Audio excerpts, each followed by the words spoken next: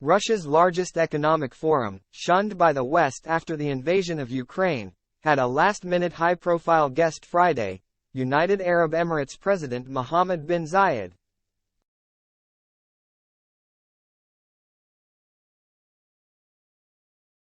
While on a working visit to Russia, the UAE president briefly toured the country's pavilion at the St.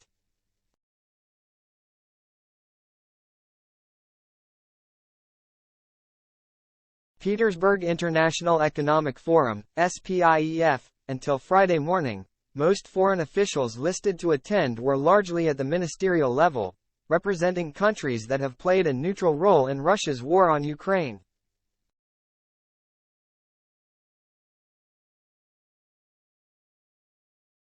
I am pleased to be here today with you, Your Excellency, and we wish to build on this relationship and we put our trust in you to do so, Sheikh Mohammed told Putin.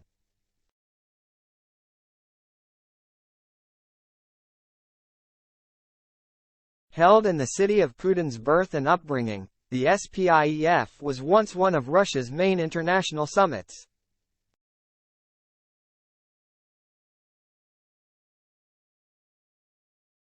The event, however, has seen no attendance from Western nations since the Ukraine war, and a prominent appearance risks drawing the ire of the US and Europe, determined to isolate Russia in the international stage.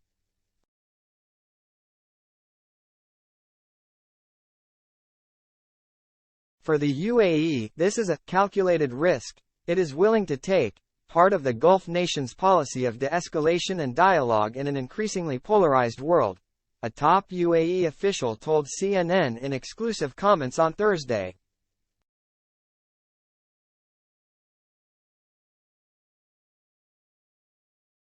This polarization has to be broken, Anwar Gargash, the diplomatic advisor to the UAE president, said.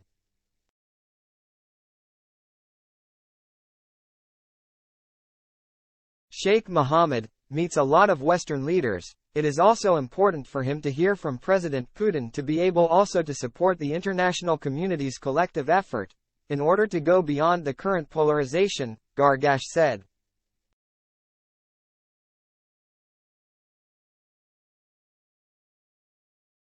We are trying to hear all sides, said Gargash. He described the UAE president's visit to Russia as part of that policy.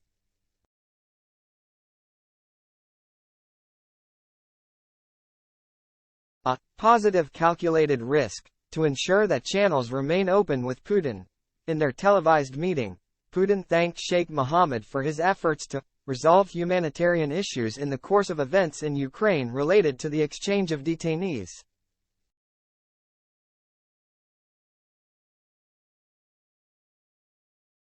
The UAE's state-run WAM news agency said Sheikh Mohammed spoke to Putin about accelerating efforts to mitigate the humanitarian repercussions of the crisis and supporting prisoner exchange initiatives on both sides.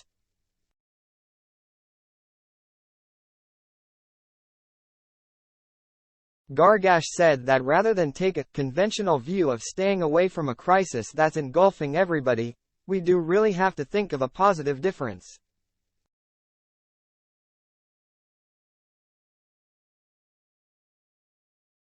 In December, the UAE mediated the release of American basketball player Brittney Griner in exchange for Russian arms dealer Viktor Bout.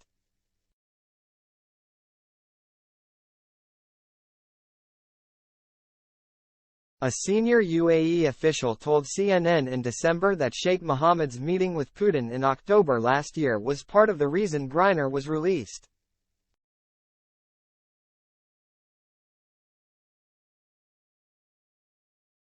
Dina Esfandiari, senior advisor for the Middle East and North Africa at the Crisis Group, said the UAE builds influence globally through mediation.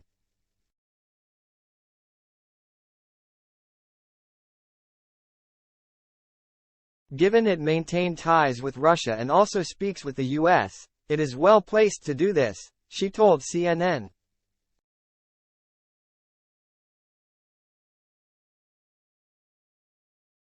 One year since Russia's invasion of Ukraine, the Gulf States Balancing Act demonstrates a wider policy across the Middle East of discrete neutrality, as well as the United States' inability to sway its Middle Eastern allies to join the Western camp against its adversaries.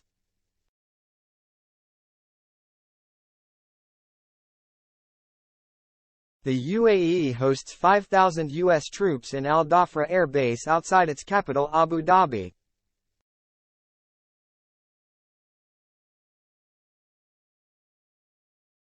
Over the past 3 years it has developed close ties with Israel, becoming one of its closest allies in the Middle East.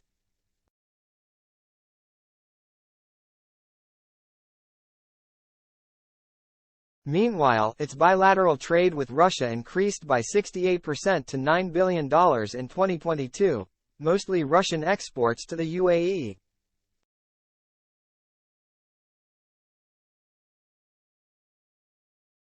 That still pales in comparison to exchange with its biggest trade partner, China, which reached $72 billion in non-oil trade alone, or even the U.S., which amounted to $23 billion in 2021.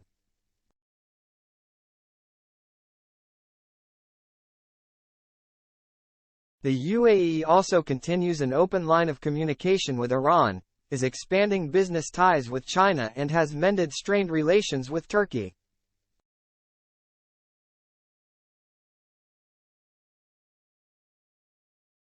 But the UAE's policy towards Russia has invited warnings from the US that individuals and institutions that allow Russia to evade sanctions risk losing access to G7 markets.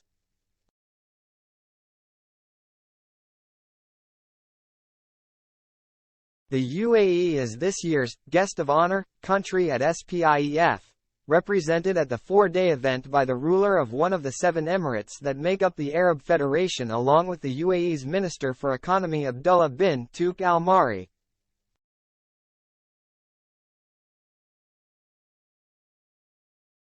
Esfandiari said the UAE is likely to test the waters of what it can get away with before going full throttle with Russia.